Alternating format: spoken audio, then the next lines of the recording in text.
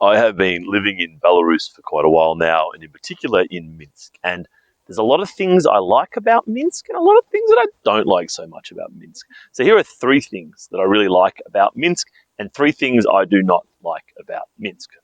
So, of course, all capital cities have their pros and cons, and Minsk is no different. But Minsk has retained its small town feeling in terms of safety and crime. Crime just does not happen. Even as I'm filming this, I have my backpack with my belongings and my laptop over there. No one's going to touch it. It's not going to get stolen. I can be in a bar. I can leave my drink sitting at the bar and walk off and come back. No one's going to do anything to it. I can leave my phone sitting on a table in a cafe, go to the bathroom, go outside, whatever it is. No one's going to steal it. No one's going to pickpocket me. No one's going to break into my apartment. There's almost no low-level crime here. This is very refreshing after living in places in Southeast Asia, living in Western countries where this kind of stuff can happen quite a bit. The second thing I love about Minsk is how clean it is. Like, there's no rubbish anywhere. I just look and I can't find any rubbish. There's rubbish bins everywhere, but no rubbish. It's totally clean. The air is so clean. I'm currently, you probably know where I am here. This is just the Vitska up here, and this is Victory Square back up towards here. You can almost see it there. This is the city centre pretty much, and the air is like the forest. It's so clean. It's crazy just how clean it is. So I really enjoy this about Belarus. The third thing I really love about Belarus, or Minsk in particular, is the cafe culture. Cafes are like this kind of, especially in the city centre and in the inner city, it's really this hub where people meet and socialise and study and work and meet people.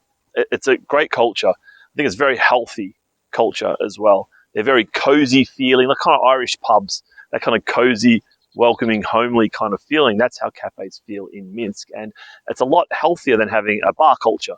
So, for example, England and Australia, we kind of have more pub cultures where you get really drunk and then you act like an idiot and you get into a fight and something stupid happens. Whereas here, you don't really have a bar culture quite so much. It's more of a cafe culture, and coffee is a bit of a thing here. And coffee is quite good quality, actually, in the cafes. And I really enjoy Rough, this Belarusian coffee. It's delicious. Three things that I do not like about Minsk. One is the repetition of restaurants and other kind of eateries throughout each suburb. So each suburb you go to, it's kind of the same. It has the same kebab shop, the same Domino's, the same Coffee's.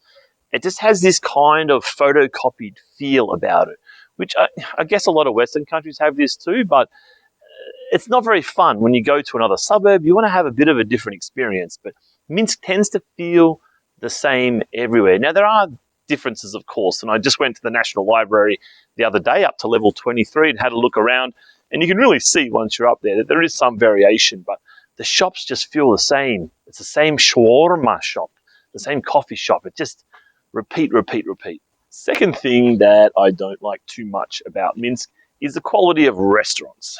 There's not that much choice, and the restaurants are okay. I've never really been to a bad restaurant, but I haven't really been to a good restaurant either. Everything's just kind of normally, which would be nice if there was some more options. But I do realize that 10 years ago, there was nothing, just Vasilki. That was the option. We're going to Vasilki, kids. Off we go.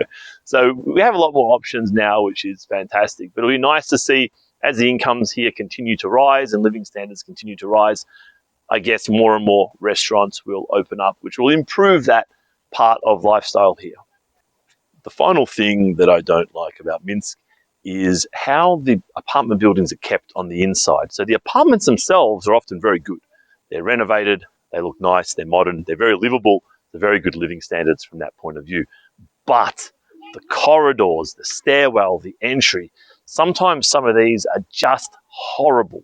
There's grime and dirt there for literally decades worth of dirt and grime.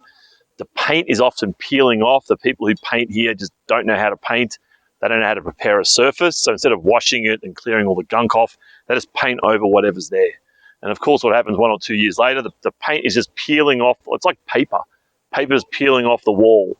And you're walking kind of up a stairwell, and there's like paint coming off here, and it looks really horrible. It's really third world stuff. It's a shame because, as I say, the inside of the apartments are very nice, and the infrastructure in general here is very high quality, very much first world quality. But For some reason, the owners don't get together and just pay someone to clean and paint every now and then. I just wish they would. It's really horrible. So there's the 3 things that I like about Minsk and 3 things that I don't like about Minsk. Please let me know your thoughts below.